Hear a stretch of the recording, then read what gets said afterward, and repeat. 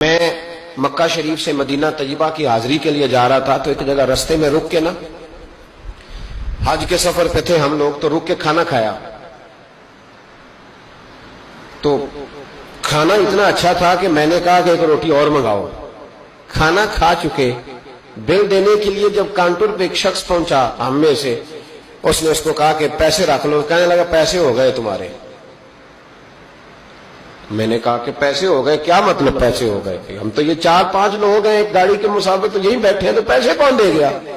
تو کہنے لگے صبح ایک شخص آتا ہے اور وہ پیسے دے جاتا ہے، کہتا ہے نہ صدقہ ہے نہ خیرات ہے، یہ ایک تحفہ ہے، بس جو میرے نبی کے شہر جاتا رستے میں مسافر ٹھہرے اسے میری طرف سے کھانا کھلا دینا۔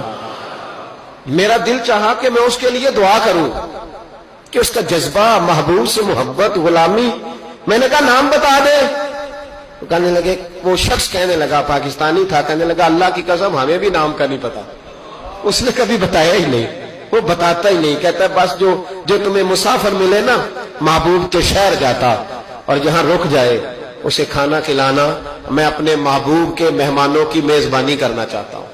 او خدا کے بندو، نیکی تو اس کا نام ہے۔ حضرت عبداللہ بن مبارک رحمۃ اللہ علیہ کوفے جایا کرتے تھے، رستے میں ایک سرائے تھا، آج کل ہوٹل ہوتے، اس موقع پہ سرائے تھے، مسجدوں کے ساتھ مہمان خانے بنے ہوتے۔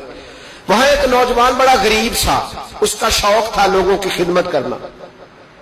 آپ جاتے تو وہ نوجوان رستے میں ملتا، آپ کی خدمت کرتا، پانی لا کے دیتا، پانی بھر کے رکھتا، وضو کراتا، خدمت کرتا۔ اکثر آپ علماء سے ملنے جاتے، علماء کوفہ سے یا کسی اور سفر پہ، تو اس رستے گزرتے، نوجوان بڑا اچھا لگتا۔ ایک دن آپ تشریف لائے، نوجوان وہاں نہیں تھا۔ آپ نے لوگوں سے پوچھا وہ کہاں ہے؟ کہنے لگے حضور غریب تھا، قرضہ بڑا چڑھ گیا، تو کسی نے مقدمہ کر دیا ہے، کوتوالے شہر گرفتار کر کے لے گیا ہے اور وہ بڑا ہی پریشان ہے، اس کے پیسے دینے ہیں وہ بڑا سخت ہے، اس نے اسے بڑا تکلیف میں رکھا ہے اور وہ عذاب میں۔ وہ نوجوان کہتے ہیں کہ میں سخت کرب میں تھا، رشتہ دار، دوست، احباب، طالب، سب کو میں نے پیغام دیے، لیکن کوئی میری مدد کو نہ پہنچا۔ ساری عمر ہی آٹا دودھ ہے، میں لکھاں کیتے نہیں پیڑے، اب وقت آیا ہی تو محمد بخشا، کوئی نہیں وہ بیٹھا نیڑے۔ فرماتے میں شدید تکلیف میں تھا، کوئی میرا پرسان حال نہ تھا۔ حضرت عبداللہ بن مبارک کو جب پتا چلا تو چپکے سے گئے، کوتوالے شہر کو کونے میں بلایا، فرمایا اگر میں اس کا قرضہ دے دوں تو آزاد کر دو گے؟ اور تم بھی جانتے ہو اور سارا کوفہ جانتا ہے کہ جان بوجھ کے نہیں دبائے، مجبور ہو گیا ہے، غریب ہے، مہلت مانگ رہا، میں دے دوں تو آزاد کا حضور آپ دے دیں، کر دیں گے آزاد۔ کہتے پیسے دیے اور دے کے کہنے لگے ایک وعدہ کر، میری زندگی میں کسی کو بتائے گا تو نہیں؟ کہ میں نے دیے۔ کوتوال کہنے لگا حضور زمانہ حیا کرتا ہے تو میں بھی کروں گا نہیں۔ اب اس میں اختلافی چیزیں بھی اس واقعے میں بزرگوں نے لکھی ہے۔ حضرت عبداللہ بن مبارک رحمت اللہ نے پیسے چکائے، خود سفر پہ چلے گئے، کوتوالے شہر نے آزاد کیا۔ کہا کس نے دیے؟ کہا کوئی نیک تھا جو دے گیا۔ وہ شخص بڑا خوش ہوا، دعائیں دینے لگا، کہتا میں ڈھونڈنے لگا میرا محسن مجھے مل جائے، وہ ملے نہ کبھی مجھے، اس کے ہاتھ چوموں، اس کے پیر چوموں، میں اس کی نوکری کروں، میں تو غلام بے دام بن گیا، کوئی آیا چھڑا کے چلا گیا۔ کہتے میں ڈھونڈنے لگا پر وہ ملتا ہی نہیں، بڑا ڈھونڈا، بڑا تلاش کیا۔ فرماتے ڈھونڈتے ڈھونڈتے، تلاش کرتے کرتے عمر بیت گئی۔ جناب عبداللہ بن مبارک کئی دفعہ وہاں آئے تو وہ نوجوان کہتا میں نے بابے کو بڑی نصیحتیں کی، بڑی نصیحتیں کی۔ میں نے کہا حضور آپ بھی نیک ہیں، فلاں مفتی صاحب بھی بڑے نیک ہیں، پر نیک تو وہ تھا نا جو میرے پیسے دے گیا، میں انہی کو نصیحتیں کرتا رہتا، سمجھاتا رہتا۔ تو کہتے وہ مجھے کہتے دعا کر اللہ مجھے بھی ویسا بنا دے۔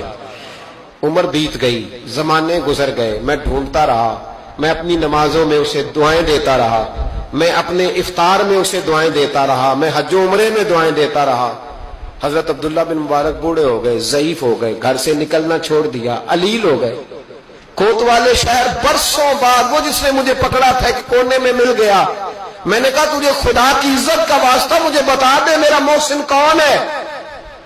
تو کہنے لگا اس نے مجھے کہا تھا زندگی میں نہ بتانا۔ میں کیسے بتا دوں؟ کہا تیری مہربانی، تو کسی طریقے سے مجھے بتا دے۔ کہتے ہیں وہ شخص کہنے لگا یار تو ان سے کئی بار ملا ہے، میں نے اکثر تمہیں اکٹھے بیٹھے دیکھا ہے، تمہیں نہیں پتا؟ کہا نہیں کون ہے؟ کہنے لگے حضرت عبداللہ بن مبارک، وہی تھے جو تیرے پیسے چکا گئے۔ وہ شخص کہتا ہے میرے پیروں تلے زمین بھی نکل گئی اور جو لگا کہ آسمان بھی ہٹ گیا. میں دوڑا, میں اسے ڈھونڈوں, کوئی بیٹھا ہوا مجھے دور دعا دیتا. میں ڈوبتا ہوں سمندر اچھال دیتا. ماتے ڈھونڈتا, سر پٹ دوڑتا. میں دروازے پہ پہنچا. جب میں دروازے پہ پہنچا تو میں نے رش دیکھا, کچھ لوگ گھر میں آ رہے تھے, کچھ جا رہے تھے. میں نے دوڑ کے ایک شخص سے کہا, میں نے کہا عبداللہ بن مبارک علیہ رحمہ کہاں ہے؟ کہنے لگا پردیسی کہاں سے آئے ہو؟ میں نے کوفے سے آیا ہوں اور اتنا بھاگا ہوں کہ پیروں سے نکلتا ہوا خون بھی مجھے روک نہیں سکا, دیکھو زخمی آیا ہوں. تو کہنے لگے بس تو 3 گھنٹے لیٹ ہوا ہے, بس 3 گھنٹے. آج صبح کی آذان جب پڑھی ہے نا مؤذن نے تو عبداللہ بن مبارک مسجد میں تھے, جماعت ہوئی تو نماز میں تھے, اور اشراق ہوئی تو نوافل میں تھے, اور پھر وہ گھر آئے ہیں. سر سجدے میں رکھ کے کلمہ پڑھا ہے تو روح پرواز کر گئی ہے. آج ہی وہ شخص کہتا ہے میں دوڑ کے گیا اور میں قدموں میں بیٹھا. میں غریب تھا, غریب کا بیٹا, غریب کا پوتا, غریب کا بھائی, غریب تھا.